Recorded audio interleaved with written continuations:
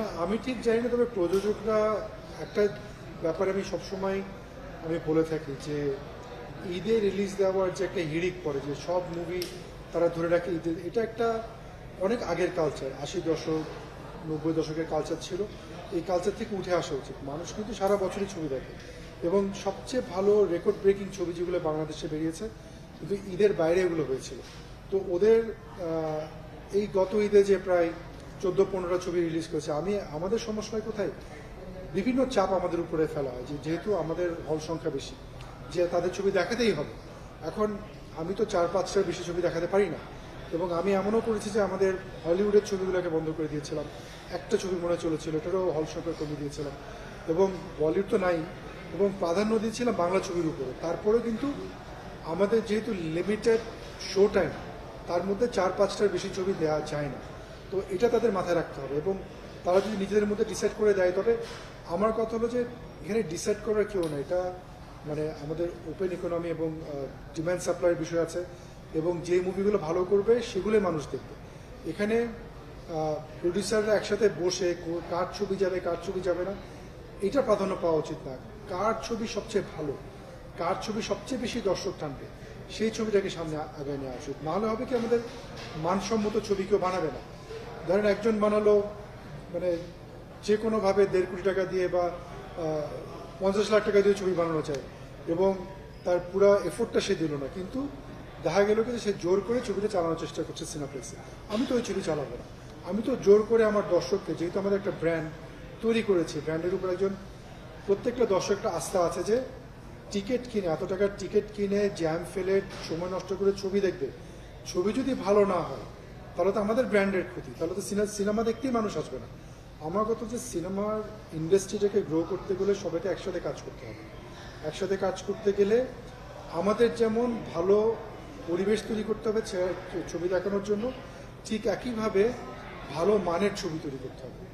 এখন যদি ওই জায়গাটাতে তারা না আসতে পারে, যে ভালো মানের ছবি সিনেপ্লেক্সকে যদি চালাতে না দেওয়া হয়, এবং তাদের যেরকম ছবি তারা বানাচ্ছে সেসব ছবি যদি তারা জোর করে চালাতে চায়, তাহলে কিন্তু ইন্ডাস্ট্রিটা ধ্বংস হয়ে যাবে।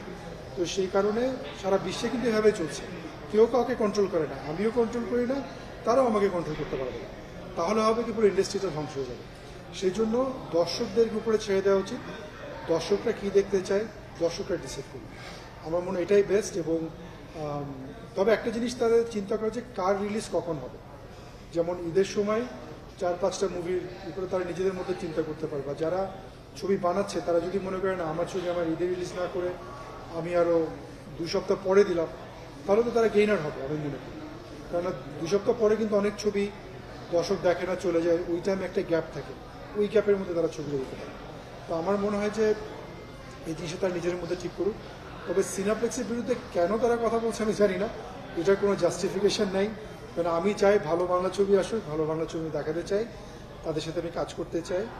এবং আমার মেইন টার্গেট হচ্ছে দর্শকদেরকে আমরা হারিয়ে ফেলেছিলাম, এবং আমি কিন্তু রিস্ক নিয়ে, আজ থেকে 20 বছর আগে রিস্ক নিয়ে সিনেমা ইন্ডাস্ট্রি নেমে আমি প্রথম মাল্টিপ্লেক্স করি, এবং প্রতিটা মাল্টিপ্লেক্স আমি রিস্ক নিয়ে বানাচ্ছি। এবং আমার একটাই টার্গেট, দর্শকদেরকে হলে ফিরিয়ে আনা। এটা আমাদের হলিউড দিয়ে হোক, বাংলা সিনেমা দিয়ে হোক, আর বলিউড দিয়ে হোক, দর্শকরা যদি ফিরে আসে তাহলে তো আমার মার্কেট থাকবে। আর দর্শকরা যদি আমার হলে না আসে তাহলে তো মার্কেট নাই, তাহলে ওরা যতই হিউ অ্যান্ড ট্রাই করুক, যতই তারা মিটিং করুক, লাভ হবে না।